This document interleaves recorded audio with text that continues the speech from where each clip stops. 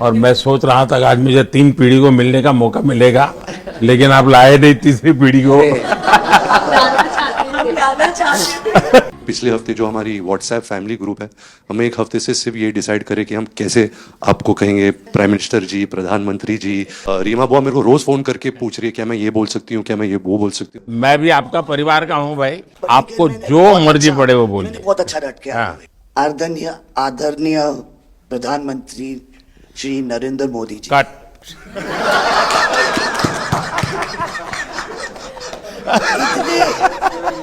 इतने कीमती वक्त में आपने सबको आज यहाँ निमंत्रित किया राज कपूर के बर्थडे 100वीं बर्थडे पे अवसर पे। हम आपका शुक्रिया अदा करते हैं। और पापा की पिक्चर के गाने की 1-2 लाइन याद आ गई। मैं ना रहूंगी, तुम ना रहोगे, लेकिन रहेंगी निशानियां। वाह। आपने इतना सम्मान प्यार दिया है, आज के दिन को सारी इंडिया देखेगी कि नरेंद्र मोदी जी प्राइम मिनिस्टर हमारे ने कितना सम्मान कपूर परिवार को दिया है। राज कपूर साहब ऊपर का से बहुत बड़ा योगदान है जी, आपका स्वागत करने का अवसर मिला। और राज साहब का 100वां जन्मदिन यानी हिंदुस्तान की फिल्म इंडस्ट्री की स्वर्णिम यात्रा का वो कालखंड है जी। अब 1947 नीलकमल, अब 2047 को हम जा रहे हैं। 100 साल की एक प्रकार से जब यात्रा बनेगी तो ये कितना बड़ा देश को कंट्रीब्यूशन है। आजकल हमारे यहाँ डिप्लोमेटिक वर्ल्ड में सॉफ्ट पावर इसकी बहुत चर्चा होती है कि भाई जिस जमाने में सॉफ्ट पावर शब्द का जन्म नहीं हुआ होगा, शायद राज कपूर साहब ने दुनिया में भारत के सॉफ्ट पावर की ताकत को एस्टैब्लिश कर दिया था।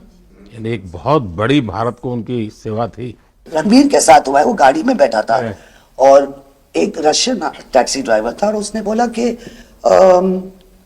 Are you from India? Oh, and he was singing a song, I am Raj Kapoor's grandson. से बेटा मैंने कहा था कि मैं उनका पोता हूं तो हमेशा मुझे फ्री टैक्सी राइड मिल जाती है। फ्री हो जाती है। एक काम हो सकता है क्या, खास करके सेंट्रल एशिया, कोई ऐसी फिल्म बने जो वहां के लोगों के दिल दिमाग पर राज साहब आज इतने सालों के बाद भी, यानी आज भी उनका पूरा कंट्रोल है। मैं बताता हूँ, आज छोटे बच्चों को भी सिखाते गाने। हाँ, यानी उनके जीवन में प्रभाव है। मुझे लगता है कि सेंट्रल एशिया में बहुत बड़ी ताकत है जी।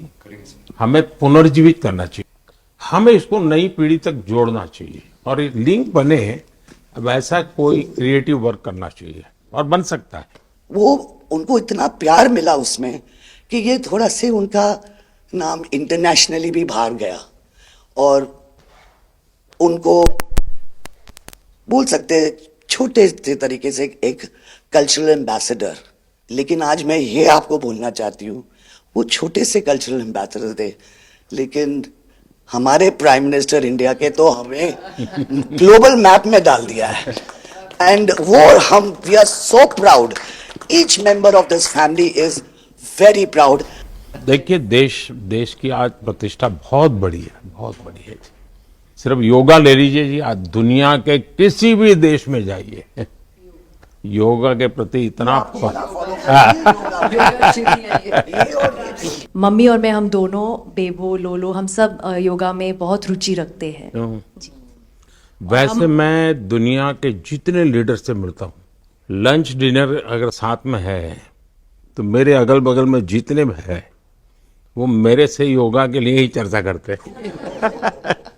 एक छोटा सा ट्रिब्यूट है नाना जी के लिए। एक्चुअली दरअसल मेरा पहला फिल्म है एज अ प्रोड्यूसर एंड मेरा सपना था कि मैं अपने फैमिली के साथ कुछ करूं, तो सब इस फिल्म में है। मैं एक चीज बोल सकती जी हूँ, बिल्कुल। ये वो ग्रैंडसन है, रादर ग्रैंडसन्स, मेरे दोनों बच्चे, हैं, ये अपने नाना को मिले नहीं है हैं। और ये पिक्चर बना रहे हैं और उनकी सब उस अरमान ने इतनी खोज की है हर चीज की और उस पे थोड़ा बहुत just for him he is making. जो कुछ सीखे हम फिल्मों के माध्यम से और जो माँ ने सिखाया मुझे, उनसे सीखे हम। देखिए, जब आप रिसर्च करते हैं ना तो एक प्रकार से आप उसको जीते हैं जी। उस दुनिया को जीते हैं, तो आप बड़े भाग्यवान हैं जी कि भले आपने नाना जी को देखा नहीं, लेकिन नाना जी को जीने का आपको अवसर मिल रहा है। जी बिल्कुल बिल्कुल, ये बहुत बड़ा सपना है मेरा और I am really thankful, full family is part of this. मुझे याद है हमारे यहाँ इनके फिल्मों की ताकत क्या थी। जनसंघ का जमाना था और दिल्ली का चुनाव था, तो चुनाव में जनसंघ के लोग हार गए। तो अडवाणी जी, अटल जी ने कहा यार चुनाव तो हार गए, क्या करेंगे, तो चलो बोले मूवी देखते हैं। तो वो मूवी देखने गए, राज कपूर साहब की मूवी फिर सुबह होगी। जनसंघ के दो नेता पराजय के बाद जाते हैं और मूवी देखते हैं फिर सुबह होगी, और आज फिर सुबह हुई। मैं चाइना में था, आपके पिताजी का एक गाना था, उसको वो प्ले कर रहे थे। तो मैंने मेरे साथियों को कहा, मैंने कहा इसका मोबाइल फोन पर रिकॉर्डिंग करो। मैंने ऋषि साहब को भेजा था। अच्छा। और वो इतने प्रसन्न हो गए।